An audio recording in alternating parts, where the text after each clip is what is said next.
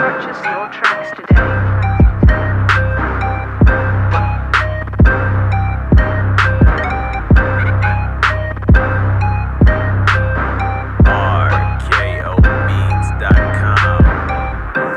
The trumpet, get the scriptures, we about this work.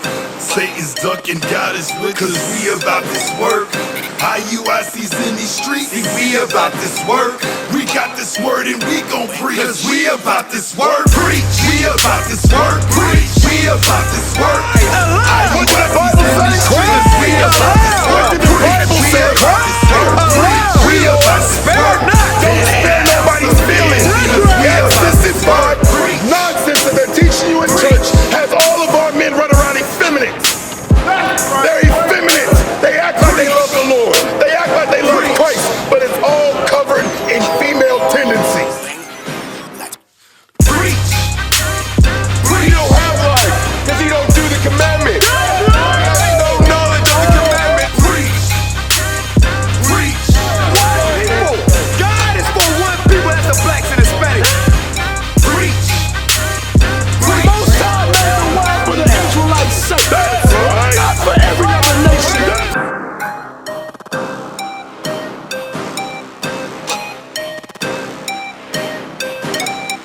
You're celebrating your oppressors' Independence Day. We have not been independent for over 400 years. That's right. Give me Deuteronomy chapter 28, verse 48. Bring it out. Because to be independent, you must not need anything from another person or another nation. You need everything from another nation. Read. The book of Deuteronomy, chapter 28, verse 48. Therefore shalt thou serve thine enemies. You're going to serve your enemies, blacks, Hispanics, and Native Americans. Come on. Which the Lord shall send against thee. The Most High sent these enemies against us for breaking His commandments. Come on. In hunger. In hunger. If you want something to eat. Come on. And in thirst. If you need something to drink. Come on. And in nakedness. The clothes that's on your back as we speak. Come on. And in want of all things. In the one of all things, your religion, the education of your children, your birth certificate, your death certificate, food stamps, whatever you need, you go to another nation who oppresses you to get it. Come on. And he shall put a yoke of iron upon thy neck. He put a yoke of iron on our neck during slavery. He took it off during the Emancipation Proclamation that was after July 4th, 1776. Until he hath destroyed thee. And the only reason why he took off the yoke of iron is because we lost everything. Our identity, our heritage, our language, our laws, our commandments from the Most High God. Give me that in Proverbs 3 and 17. 3:31. Because we are not supposed to envy our oppressors. This is their day. Let them have their day. This is the Sabbath. This is your day. Read. Proverbs chapter 3 and verse 31. Envy thou not the oppressor. You are not supposed to envy your oppressor. This is their day. Let them have it. Come on. And choose none of his ways. Choose none of his ways. Not his flags, the Confederate or the American flag, his hot dogs, his hamburgers, and his fireworks. Give them back to him. Celebrate the Sabbath. Give me Exodus chapter 20, verse 8. Because today is the Sabbath, the holy day of the Most High God. He gave that to one people. You blacks, Hispanics, and Native Americans.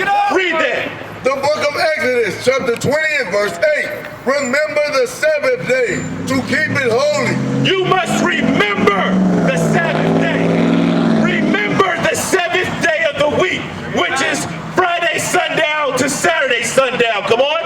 6 days shalt thou labor and do all thy works. 6 days you shall do all your labor, work, buy, pay bills, do what you have to do. Come on. But the seventh day is the Sabbath day of the Lord thy God. You're supposed to be glad and joyful on this day. We are in captivity because we were not glad and joyful on this day. Give me Deuteronomy chapter 20, verse 47. Because that's why we went into captivity in the first place. He gave us the Sabbath, the holy convocation, a beautiful thing. But you turned it and traded it in for July 4th, Independence Day of your oppressor. Read. Deuteronomy chapter 28, verse 47. Because thou servest not the Lord thy God with joyfulness and gladness of heart, with the abundance of all things. Because the Most High God gave all things to the Israelites.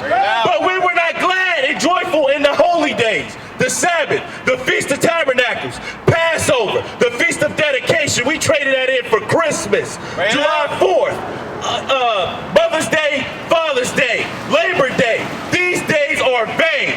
Give me that in Jeremiah chapter 10, verse 1. Because these are the days set up by the heathen. You are a holy people unto the Lord thy God. It's time to start acting like it. Bring it out. Jeremiah chapter 10 and verse 1. Hear ye the words which the Lord spake unto you. These are not our words. These are the words of the Most High God. Come on. O house of Israel, thus saith the Lord, learn not the way of the heathen. Learn not the way of the heathen. Mean, give him back all of his customs. Come on. And be not dismayed at the signs of heaven. Don't worship the stars, the horoscopes, all of that nonsense. Come on. For the heathen are dismayed at them. They worship that. That's not for you. Those are their gods. You have the one true God. Come on. For the custom of the people are vain. 4th of July is vain. Christmas is vain. New Year's is actually the beginning of spring, around the springtime, not the dead of winter. That is vain. Our people die, go broke over these customs, but we should not celebrate them. Give me that. Revelation chapter 18 verse 4. And I heard another voice from heaven saying, come out of her, my people. Come out of what? Come out of the doctrines of America. Come out of the customs of America. Come out of your vain thinking and believing that your Christian church is telling you the truth. That was also set up by your oppressors. You got a question, brother?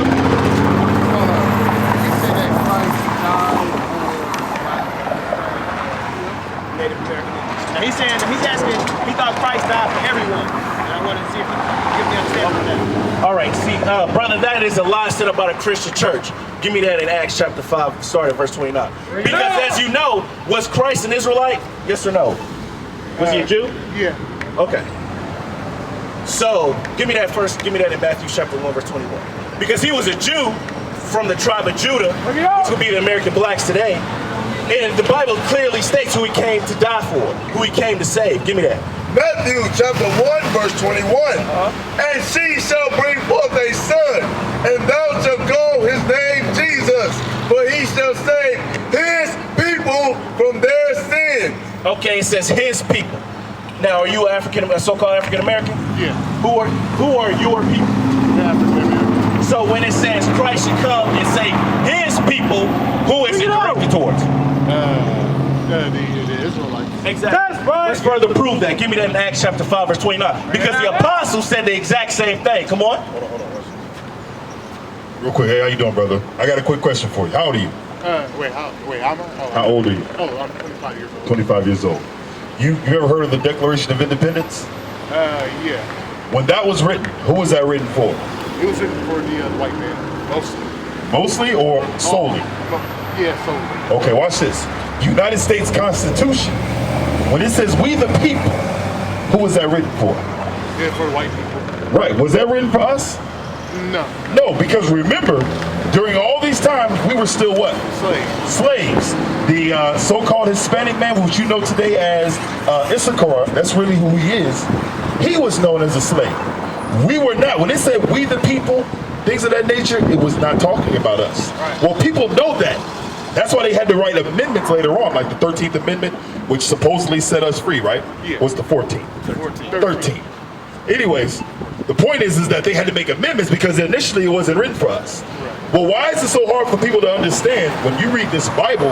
The Bible was written for one people. So this is what the brother's explaining right now. Come on. Okay.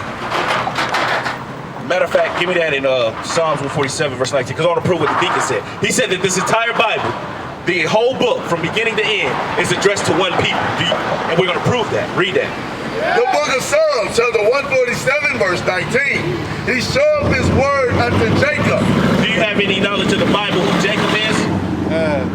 I know that Jacob was the son of Isaac. Exactly. So Abraham, Isaac, and Jacob. Jacob's name was changed to Israel. He is the father of these 12 tribes, which Jesus and all the other prophets came from. So we'll start that over again. The book of Psalms, chapter 147, verse 19.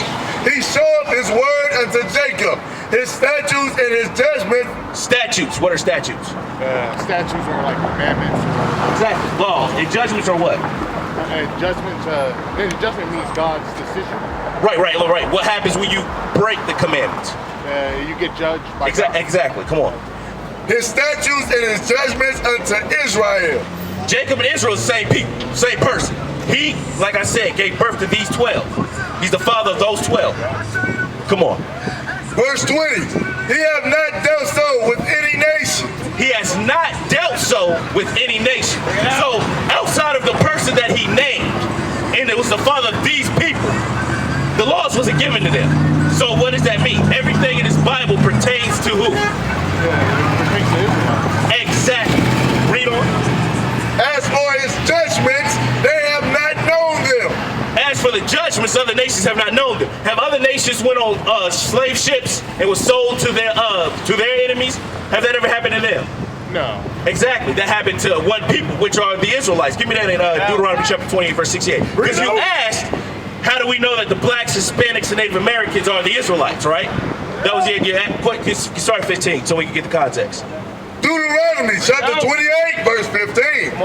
But it shall come to pass, if thou wilt not hearken unto the voice of the Lord thy God. This is after the Exodus. This is Moses talking to the Israelites on the other side of the Red Sea. Come on. To observe, to do all his commandments and his statutes, which I command thee this day. So we know the commandments and statutes are the laws. And he says, that you will, hearken to the commandments, come on. And you won't hearken, come on. That all these curses shall come upon thee and overtake thee. All these curses. So if we don't keep commandments, judgment or curses will happen onto us. Start at 60. Give me 68 right quick. The book of Deuteronomy, chapter 28, verse 68. And the Lord shall bring thee into Egypt again with ships. Okay. When the Bible says Egypt, what were the Israelites in Egypt? The Israelites in Egypt who were already there? No. What were they? Were they equal to the Egyptians or what were they? No, they were slaves. Exactly. We're going to let the Bible actually explain that. Give me that. The book of Exodus, chapter 20 and verse 2. I am the Lord thy God, which have brought thee out of the land of Egypt, out of the house of bondage. He said out of the land of Egypt, out of the house of bondage. So he's letting you know Egypt is synonymous with bondage. Yeah. That's what Egypt means. Egypt means bondage and... Absolutely. Yeah. It's a Greek word for Egyptos. Come on. The book of Deuteronomy, chapter 28, verse 68. And the Lord shall bring thee into Egypt again with ships. So we just explained what Egypt meant. So he said he's going to bring you back in bondage again with ships. How did we get here? No, by ship. By ship, right? Come on. By the way whereof I spake unto thee. The same way Moses just explained it. Come on. Thou shalt see it no more again. Have we been home since we got over here off these slave ships? Bring it out. Have we went back to our homeland? No. Do we even know where our homeland is? Africa. What part? That's a good question. I don't know. It's not Africa, but you see what he's getting at. You won't see your homeland again. You don't even know where you're from, brother. You're from Jerusalem. Come on. Bring it out. There ye shall be sold unto your enemies. Did it say friend or what? Just read that again. And there you shall be sold unto your enemies. So the Bible clearly said you'd be sold to your enemies. What nation of people were we sold to? What nation of people? America? Exactly. So when the Bible says you'll be sold to your enemies, why do we think in 2015 that these people are our friend? Bring it out. That they mean us well. That they're gonna take care of us. That we should celebrate their customs. Read on. for bondmen and bondwomen. Okay, bondman, what is that? Oh, a bondman is like a slave person. Exactly, and a bondwoman is what? A slave woman, right? Yeah, slave woman. Okay. And no man shall buy you. Okay, so you'll be sold. So obviously there's gonna be money given to a slave master, given to somebody else that's gonna buy you, right? When it says buy you there, it means no man can save you. Now I can name 4 black leaders off the top of my head. Have they saved us? Are we in a better state after Martin Luther King died? Yeah, somewhat. Yeah. In what way? The racism is no longer protected by the law. We're still getting gunned down in the street. Yeah. And they're getting off from killing us. That's the same thing they used to do, lynching us and taking a picture. Now it's a video. It's a movie video of them killing us and they get off. Do we own Biflex? No. Do we own TVS? No. Do we own KFC? No. So how are we better off? Read that. Leviticus chapter 26 and verse 17. I will set my face against you, and you shall be slain before your enemies. They that hate you shall reign over you. Them that hate us shall rule over us. They prove every day that they hate us. Every day turn on the news. A white man kills 9 people in a church. A police officer shoots a man in the back. A man handcuffed in the back of the police car gets shot. Like, they show you that they hate you, but yet we want to be just like this. That's how we know that we are the Israelites, because this has never happened to another people. What school did you go to, bro? Langston University. You went to Langston University? What before then? Where'd you go? What high school? I went to Los Angeles Southwest College. You from LA? Yeah. Oh, okay. Well, I don't even gotta ask you. In LA, they got black schools, don't they? Yeah. How are those black schools versus the white schools? Oh, the white school is more diverse. There's many, different people. As far as economics wise, what's the difference? The black school looks a little worse. You see graffitis and graffiti. Right. Watch this. In the slums and in the ghettos, all across America, we've been forced to live there. Right now, we on what side of town? Northeast. This is the east side, right? Yeah, east side. On the east side, who lives over here? Predominantly who? Black people. Why isn't it a mixture of whites? Wait. Why isn't it equal whenever you go to the west side or Edmond or Moore? Why don't you see the same diversities? Because economically we've been forced to have to live in a certain place. Yeah. What's happened is, and I understand, I used to think just like you did, brother, that things gotten better since back in the old days, right? But in fact, it's gotten worse. And this is why I said this. Back in that time, whenever white people were blatant about their hate towards us, we knew and understood it. And we understood that we had to do what? Fight back or unify, right? We had to come together. Right. What's happened is they set before us this delusion that we are all together, we're all the same, everybody's equal, you have the same equal rights that we do. You can do the same thing that white people do. But it's all an illusion. So now what's happened, we have lost that unity with one another. We're fighting against each other, killing each other, and we're under this illusion that we all are the same, when we're not. If we were the same, you would see these black businesses, you would see black owners in Walmart or owning Walmart or businesses such as Walmart. You would see the neighborhoods intermixed, meaning it wouldn't be the black side of town, the white side of town. When you go to the south side, who's on the south side? I don't know who's on the south side. But you may not be familiar with Oklahoma City, but when you go to the southeast, that's all Issachar, meaning Mexicans, Hispanics. Why are we separated? Even in LA, you can tell the difference between Compton, Inglewood, different places. You know why that it is where it is, because of what has happened in slavery. We're living in post-slavery times. We suffer from an idea that has been given to us since we left the field, supposedly. The idea that we can be whatever we want to be, that we can do whatever we want to do, that we're just as good as all the races, but they continually show us different. If you sit out here, brother, you're going to see more police driving up and down these streets, pulling people over. I drive through here throughout the week, see all these homeless people over here getting harassed and handcuffed and taken to jail. You won't see that on in Edmond or in Moore. You ain't gonna see that up in the villages. You ain't gonna see that in Nichols Hills. You know why? Because there is a plot against you, brother.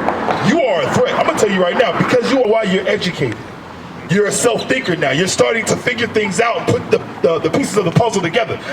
One day they gonna stand up. That's why they fear us. They gonna stand up and they gonna unify again. They gonna realize the joke is on them. That they are not the same as us. That's why they're getting killed in the streets. That's why we allow them to listen to the music they listen to. Imagine why don't you see white gangbangers, white gangs? Oh, white gangbangers? Right. Why don't you see those music videos? You don't see too many white gangbangers. You ain't gonna see them because they don't let their people do that. And if they trying to do it, they're not gonna let you portray it because they're not gonna put that personification on their nation. Bring it out. They're not gonna allow it. Why? Because they have something to stand for. They got something to stand for. Their nation is important to them. They love one another. We got a problem loving each other. Why is it that whenever a black man sees another black man on the corner with a Bible, they got something to say? I ain't saying you did, but we have brothers that come all the time that want to challenge us. Like we ain't telling the truth according to thus saith the Lord. Bring it out. Why is that? Because, brother, we have been destroyed to the point to where I can't look at you and see Christ. I can't look at you and see an Israelite man. I see a nigga. Because that's what they've taught me. That's why I mean you can't hold eyes with one another for more than 5 seconds without talking about what you looking at. What you looking at? You monkey? What's up, cuz? That's our problem. We got to come back to thus saith the Lord. Keeping and observing of God's commandments, because that's the only way we're going to get out of the situation that we're in. The reason why we're going through this is because we broke God's commandments.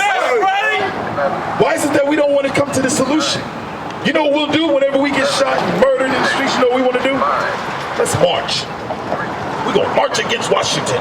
We're going to march up and down the streets of 23rd and Martin Luther King. Bring it out. You know why? Because we got this complex that they think like we do. That they think when they see us walking, they're going to feel bad for what they've done. They're going to be sorrowful and they're going to change. But guess what? The so-called white man has continuously shown us after years and years and years and years that they're not going to change. All they stopped doing was stop calling you nigga to your face. That's all they did. When are we going to stand up and realize the truth? Let me ask you a question. Hold my horn, brother. I'm sorry. July 4th, today, right? A lot of black people are doing what? Having barbecue. Barbecuing and celebrating the 4th of July, right? Yeah. What is the 4th of July about? 4th of July is about the independence of the nation. Of what nation? Of the United States of America. The United States of America. Okay. Black man, black woman, what does the 4th of July have to do with you? Bring it out. See, black people don't like to answer obvious questions. What did the 4th of July benefit you? That's a question. This is to all my so-called brothers and sisters out here that's out here shucking and jiving and cooning for the white man today. Right. Did you know that you are actually celebrating for the wrong team? That's right. July 4th, 1776, you were still a slave. I was still a slave. We didn't receive any independence or freedom from anybody. But we're going to sit up here and celebrate the 4th of July. You are a coon at its finest. That's right. Our ancestors would have never had nothing to do with that. Right. We have no self-worth in this nation. July 4th ain't got a damn thing to do with the black man. Bring it out. July 4th, 1776, you was picking cotton. That's right. The white man had you out there smelling like hot booty and jalapeno corn chips. Right. That's right. We don't want to speak about the truth. We don't want to talk about what the so-called white man did to us. Right. He gained the independence July 4th to independently beat your behind and not worry about the British coming up the hill on his behind. Right.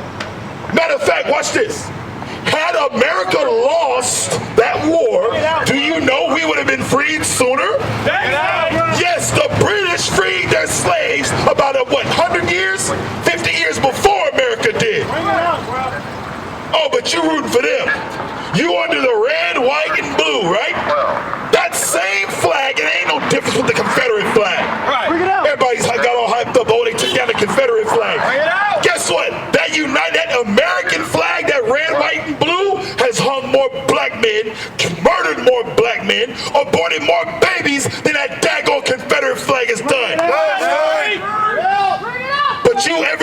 to school, you pledge your allegiance to that racist flag that hates you. Right. You pledge your allegiance to that nonsense and you teach your children to do something. Right. Yet and still you sit back and our ancestors are turning in their graves because you've turned out to be a coon. Let me define the word coon so everybody knows what I'm talking about. Somebody who hates their people. Somebody who would rather forget about their heritage, their nation, the love of their people, and would rather forget all that for the white man. Be kind to the so-called white man. No, you are a conditioned Negro, aka coon at its finest. You've been programmed to hate yourself. Right. Out. Give me Lamentations 4. Bring it out, bro. Lamentations 4:17. How dare you, forget that, give me Proverbs 3:31. How dare you celebrate a day that has nothing to do with you, black man? Up until the 1990s, do you know here in Oklahoma, you can still go out there to the outskirts of the town in Yukon, Piedmont, and purchase fireworks by the name of nigga chasers. Up until the 1990s, you can ask the so-called white man at the firework booth, I need about 100 nigga chasers. Bring it out. We act like we forgot. Why is that? Were you celebrating? Why do they call them nigga chasers? Right. Because they strap that daggone thing in your behind, light it, and watch your behind take off. You were the spectacle. Bring it out. Oh, we forgot. Let's forget about these things. Let's put it all behind us and move forward. Right? And at the same time, let's forget about 9/11. Let's forget about the so-called Holocaust. Let's forget about, what's the other terrorist act that happened? Boston? What was that? Let's forget about the Boston bombing. Let's forget about the Murrah building. Let's forget about all that. Please, you'll get lynched in the street talking about forget about 9/11. But when I say remember what they did to our fathers to understand who we are today, we have a problem. Give me Proverbs 3:31. Bring it out. The book of Proverbs, chapter 3 and verse 31. Come on. Envy not the oppressor. Do not envy the oppressor. See, we get jealous.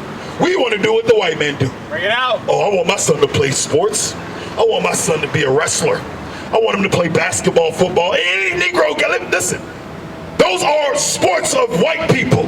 Yes, the white man made basketball, Negro. You just learned it from him. Bring it out. Yes, the white man made football, Negro. You just learned it from him. The Olympics, discus. The so-called white man invented that and created that. And you envied it. You wanted to do it. Up until the point to where our fathers back in the time of the Maccabees put away the keeping of the commandments like we're doing today. Right. To throw a daggone disc. Today we dribble a damn ball. I don't give a damn about no basketball going in no hoop. That's right. I don't give a damn about no football crossing over the finish line or scrimmage line, whatever. Bring it out. I can care less about that because I'm going to observe God's commandments first. Everything else comes after. That's right. Got me out here cooning with you. Must be out your mind. We are not going to envy the oppressor. Read. The book of Proverbs, chapter 3, verse 31. Envy thou not the oppressor, and choose none of his ways. And choose none of his ways. Did you get the flyer, brother? Yes. Okay, so Lord's will, we gonna see you again, right? Huh? Huh? We gonna see you again? Yeah. Hey, I get off at 9. Okay, well, we won't be here. What I'm saying is, look up the information, go home, study on your own. We got a school right here in Oklahoma City, all right? All right, brother, you take care. What's your name? Markeith. Markeith, my name is Deacon Abbayael. All right? Nice to meet you. Nice to meet you, too. Read that again, brother. Proverbs chapter 3 and verse 31. Bring it up. Envy thou not the oppressor. Envy thou not the oppressor, read. And choose none of his ways. And what? And choose none of his ways. What, the Most High said don't choose his ways.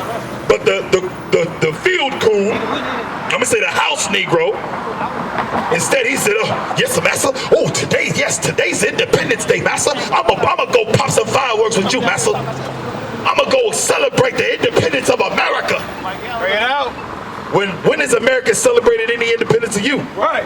Let me tell you about how weak y'all are here on the east side of Oklahoma City. Right. Yes, I'm calling you out. You had the KKK set up shop right down the daggone street, and none of you did a damn thing. That's right. None of you said nothing. But you turn your cheek at us. You frown up at us and argue with us. none of you weak Negroes took your behind down there in front of Byron's Lick and said a damn thing. Bring it out. Why is that? Because ultimately you've been programmed. You're scared of Esau, the so-called white man, which is behind us really red, the true redneck. You did nothing while on the Juneteenth, when you supposedly are celebrating your independence or your freedom, the white man set up right down the daggone block. And you did nothing. How do you feel about that? Look at you got weak Negroes, sound like a damn woman. We got to really examine ourselves, brothers and sisters. We really got to step back and take a look at ourselves. We are weak here in Oklahoma. Bring it out. People in their daggone emotions, their feelings, you can't tell nobody nothing without getting offended. You think you know the Bible, but you're too daggone prideful to admit when a scripture comes out that you never seen that in your life. Bring it out. Bring it out. We're showing you right now, July 4th ain't got nothing to do with you, black man. But yet later tonight, you're going to take your behind down there with the white man, pop fireworks, and have a good old jolly time. When he's laughing at you, he knows his history, you know yours. Bring it out. Read that again. Proverbs chapter 3 verse 31. Envy thou not the oppressor, and choose none of his ways. We don't give a damn about the 4th of July. That's right. We don't give a hot damn about July 4th, 1776. That has nothing to do with our people or our nation and our heritage. Bring it out. You know what we gonna celebrate today? We gonna celebrate the Most High God's Sabbath day. That's right.